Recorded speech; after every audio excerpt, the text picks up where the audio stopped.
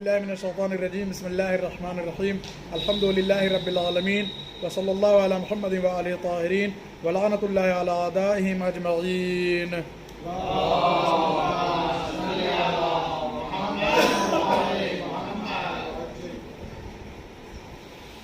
آج ایک روایت جناب امام جعفر صادق علیہ الصلوۃ والسلام سے ہے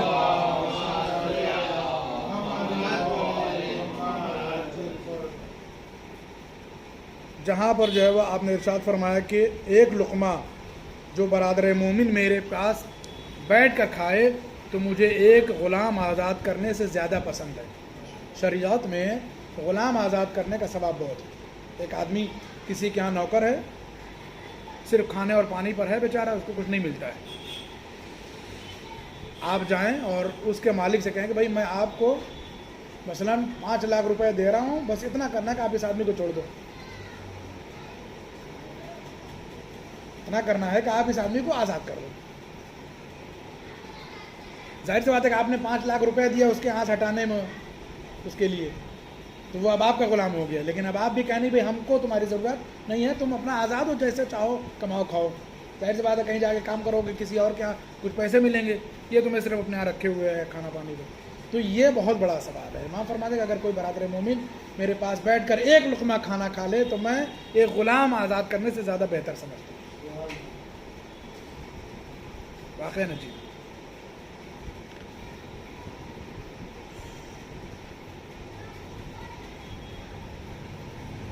ایک اور خاص روایت جناب رسول خدا صلی اللہ علیہ وآلہ وسلم سے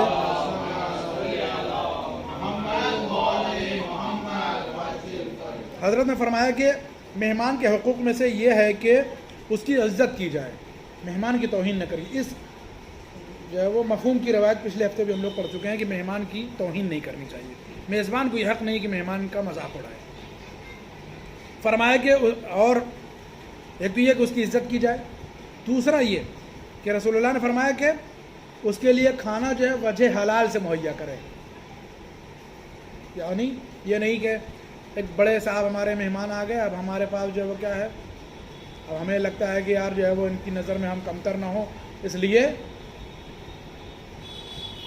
کہیں سے بھی مثلا کوئی چیز اٹھا لے آئے، یا حرام پیسے سے جو ہے وہ ہمارے پاس مثلا جو ہے وہ کہتے ہیں نا حلال و حرام مال مخلوط ہو جائے. ایک دفعہ ایسا کہ ہمارے گھر میں جو ہے وہ مثلا 10,000 روپے حرام کے پڑے ہوئے ہیں اور 10,000 جو ہے وہ حلال کے پڑے ہیں. تو ہم حلال والا بچائے ہوئے حرام والے سے آج چلو کیا کرنا ہے، ہم تو کھائیں گے نہیں، مہمان کو کھلانا. مثلا شریعت کہتی ہے، پیغمبر کہتے ہیں کہ نہیں، وجہ حلال سے کھلائیے، اسے حلال پیسے سے کھلائیے، اور جو 10,000 حرام والا اسے نہ کھلائیے.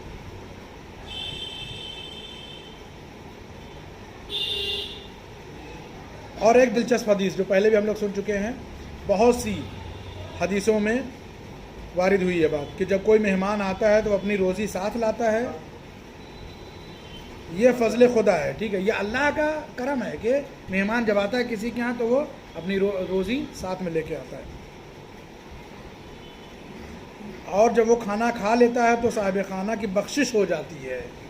یہ آپ نے نہیں سنا ہوگا کہ جب مہمان کھانا کھا لیتا ہے تو جو میزبان ہے، جو گھر والے ہیں، ان کی بخشش ہو جاتی، گناہوں کی معافی ہو جاتی. دوسری روایت میں یوں آیا ہے کہ جب وہ گھر سے جاتا ہے یعنی مہمان، تو صاحب خانہ اور اس کے اہل و عیال کے گناہ بخش دیے جاتے ہیں. تو یہ بھی ایک بلائیں ساتھ میں لے کے جاتا ہے میزبان کی اور میزبان کے گھر والوں کا. اب یہ ہے کہ نہیں، میزبان اور اس کے اہل و عیال، اس کے بیوی بچوں کے گناہ بھی کیا ہے، وہ بخش دیے جاتے ہیں جب وہ جاتا ہے گھر سے. اللہ اکبر. حضرت امام محمد باقر علیہ الصلوۃ والسلام نے فرمایا کہ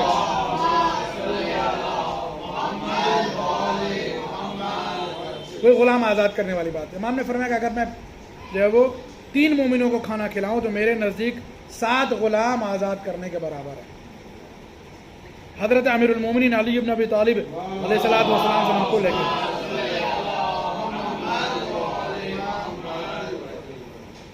ابھی تک جو ہے کھانا کھلانے پر گناہ معاف ہوتے ہیں، مہمان گھر سے چلا جائے تب گناہ معاف ہوتے ہیں. اب سنیے امام کیا فرماتے ہیں. امام فرماتے ہیں کہ جو مومن اپنے مہمان کی آواز سن کر خوش ہو جائے تو اللہ اس کے سارے گناہوں کو بخش دیتا ہے. جیسے ہی ڈور بیل بجی آپ نے جو ہے وہ اوپر سے پوچھا کون؟ اس نے کہا کہ ہم فلاں آپ کے دوست یا آپ کے مہمان، آپ کے رشتے دار. آپ خوش، ارے صاحب کیا کہنا، آئیے تشریف لائے، کیا بات ماشاء اللہ بہت خوشی ہے آپ کو. اتنا کہنا ہی جو ہے وہ کیا ہے، امام فرماتے ہیں فرماتے ہیں کہ آپ کے سارے گناہ بخش دیے گئے. ہاں دل سے وہی نا، نیت پہ ہی تو ثواب ہے. ابھی بات ہو رہی تھی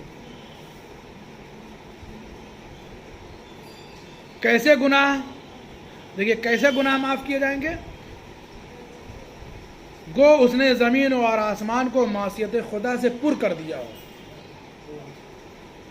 یعنی میزبان اتنا بڑا گنہگار ہو کہ اس کی گناہ سے زمین اور آسمان بھر گئے ہوں، تب بھی اس کی گناہ جو ہے وہ اللہ معاف کر دے گا، خالی مہمان کی آواز کو سن کر خوش ہونے کے بنا پر. صلوات بر محمد اور آل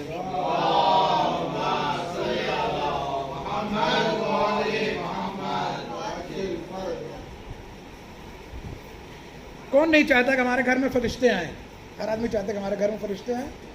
اچھا فرشتے سب اچھے ہیں، جنات کی طرح تو ہیں نہیں کہ اچھے بھی ہوں اور برے بھی ہوں، انسانوں کی طرح تو ہے نہیں کہ برے بھی ہوں اور اچھے بھی ہوں. فرشتے سب اچھے ہیں، اور ہر آدمی کی خواہش ہونی چاہیے اور ہوتی ہے کہ فرشتے اس کے گھر میں آئیں. سورہ قدر میں ہم لوگ جو ہے شب قدر کو اسی لیے بہت اہمیت ہے، تنزل الملائکۃ والروح، کہ ملائکہ نازل ہوتے ہیں، ہے نا. یا جو ہے وہ محمد اور آل محمد علیہ الصلوۃ والسلام کے جو گھر تھے، بیت الشرف تھے، ان کے جو دولت قدے تھے، ان میں کیا ہے کہ فرشتے نازل ہوتے تھے، ہے نا. کیا فرشتے اسی لیے وہ گھر جو ہے وہ معتبر مانے گئے ہیں، اسی لیے ان گھروں کا احترام مانا گیا ہے. مولا علی کا گھر ہو، امام حسن کا الگ سے گھر ہو، بعد میں امام حسین کا ہو، چوتھے امام کا ہو، ہمارے کسی بھی امام کا گھر ہو، اسی لیے محترم کو اس میں فرشتے آتے تھے. تو خوب کیا عام آدمی کے گھر میں بھی فرشتے آ سکتے ہیں؟ بے شک یہ روایت کہہ رہی ہے. سنیے، جناب رسول خدا صلی اللہ علیہ وآلہ وسلم سے منقول ہے کہ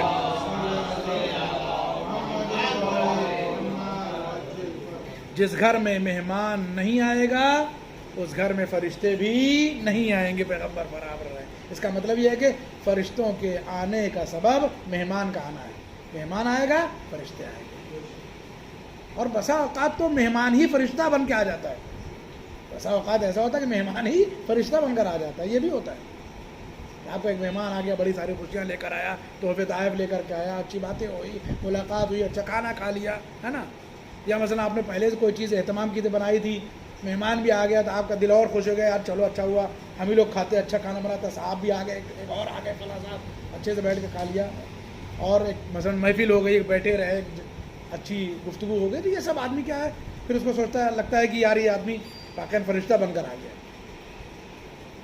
کہ ہماری خوشیوں میں شریک ہو گیا، یا ہماری خوشیوں کو اور بڑھا دیا اس نے، یا گھر کی رحمتیں بڑھ گئی، برکتیں بڑھ گئی.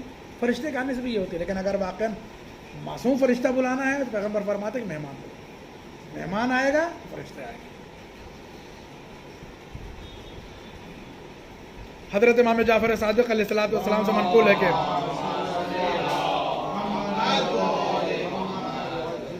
برادر مومن کے جو حقوق مومن پر واجب ہیں ان میں سے ایک یہ بھی ہے کہ جب وہ ضیافت کرے تو قبول کر لے. ایک مومن کا دوسرے مومن کے جو حقوق ہیں ان میں ایک حق یہ بھی ہے کہ مثلا جو ہے وہ باسط صاحب نے ہم کو بلایا، اگر جو ہے مثلا حادثہ ہو جائے ایسا، بلائیں تو شریعت یہ کہتی ہے، امام فرماتے ہیں کہ مومن کے لیے اب ضروری ہے کہ واجب ہے، یہ واجب ہے کہ وہ انکار نہ کرے، بلکہ کہ اچھا ٹھیک ہے بھائی آئیں گے انشاءاللہ، پہنچے، قبول کرے اس کی ضیافت کو، مہمان نوازی کو، دعوت کو رد نہ کرے.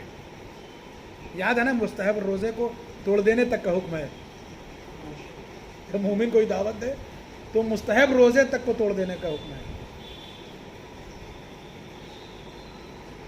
حضرت رسول خدا صلی اللہ علیہ وآلہ وسلم نے فرمایا کہ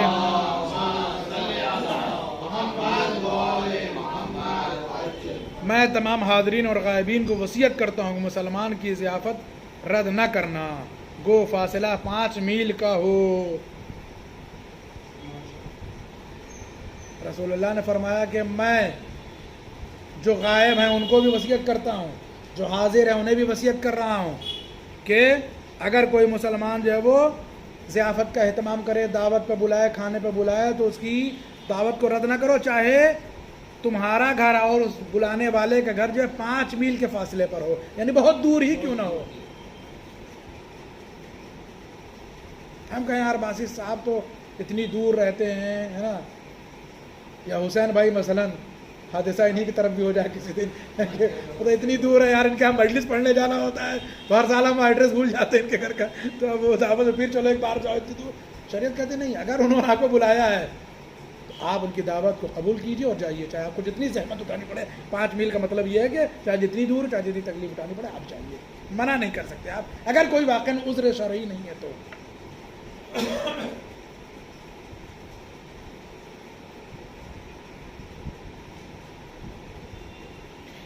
آگے پیغمبر فرماتے ہیں کہ اتنی اہمیت کیوں دے رہے ہیں کہ قبول کرو دعوت کو کسی کی، اتنی اہمیت دینے کی وجہ کیا فرماتے ہیں؟ کیونکہ قبول ضیافت ان امور میں سے ہے جو لازم دین ہیں، یعنی کسی کی دعوت کو قبول کرنا اللہ کی طرف سے ان امور اور اصول میں سے ہیں جو دین کا لازمہ ہے اور دین کے واجبات ہیں. عجیب ہے، واقع نا جی. یہ اتنا جو ہے وہ دعوت کو قبول کرنے کے لیے پیغمبر جو ہے وہ تاکید اس لیے کر رہے ہیں کہ فرماتے ہیں کہ دین کے جو امور ہیں واجبات میں سے، ان میں یہ بھی ہے کہ کوئی کسی کی جو ہے وہ کیا ہے ضیافت کو رد نہ کرے.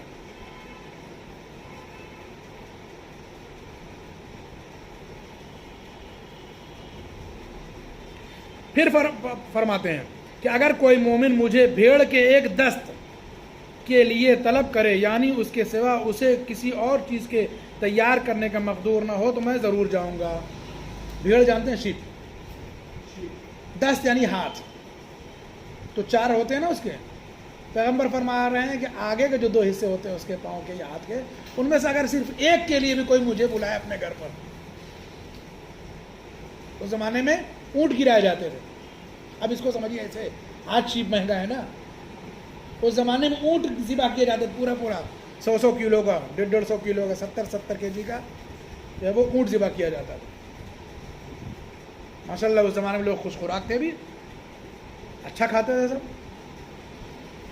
پیغمبر فرماتے جہاں اس زمانے میں اونٹ اور مطلب دنیا بھر کی غذا ہوتی تھی، بڑے بڑے جانور ذبح ہوتے تھے، پورا بکرا کھا جاتے تھے لوگ.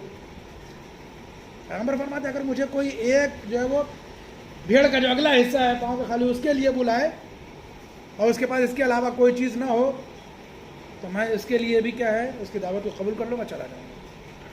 ظاہر سی بات ہے اس میں کیا ہے، کچھ بھی نہیں، ایک میں کچھ بھی نہیں، سوپ ہی بنے گا اس کا خالی، وہ بھی ایک گلاس، ایک پیالے سے زیادہ نہیں. پیغمبر فرماتے میں اس کے لیے بھی چلوں گا، میں قبول کر لوں گا. البتہ پیغمبر اور نبی ہمارے سبھی بہت کم خوراک والے تھے.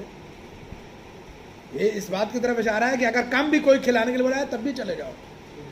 آج کے زمانے میں چائے ناشتے میں بھی شام میں کوئی بلا لے 5 بجے تب بھی چلے جاؤ. کیا یار چائے پیتے بیٹھ کر کے، چپس ہے، آؤ تھوڑا سا اسنیکس ہیں، چائے ہے شام میں، چلو بیٹھ جاؤ. اس میں بھی آدمی جا سکتا ہے، کوئی مشکل نہیں. یہ بھی فرمایا کہ سب سے بدتر محرومی یہ ہے کہ کوئی شخص اپنے برادر ایمانی کی دعوت کرے اور وہ اسے قبول نہ کرے. بس یہ گفتگو تمام ہو گئی. فرمایا کہ محرومی ہے اور سب سے خراب محرومی ہے. محروم ہونا یعنی ثواب سے دور ہونا، برکتوں سے دور ہونا، توفیقات سے الگ ہونا، یہ کہلاتا محرومی. پیغمبر فرماتے کہ سب سے بدترین محرومی یہ ہے کہ کوئی آدمی جو ہے وہ کیا ہے کسی دوسرے مومن کو دعوت کے لیے طلب کرے اور وہ اسے قبول نہ کرے. گفتگو تمام ہو گئی. اب نیا باب جو ہے وہ نہیں چڑھیں گے، اس لیے کہ گفتگو مکمل نہ ہو سکے گی.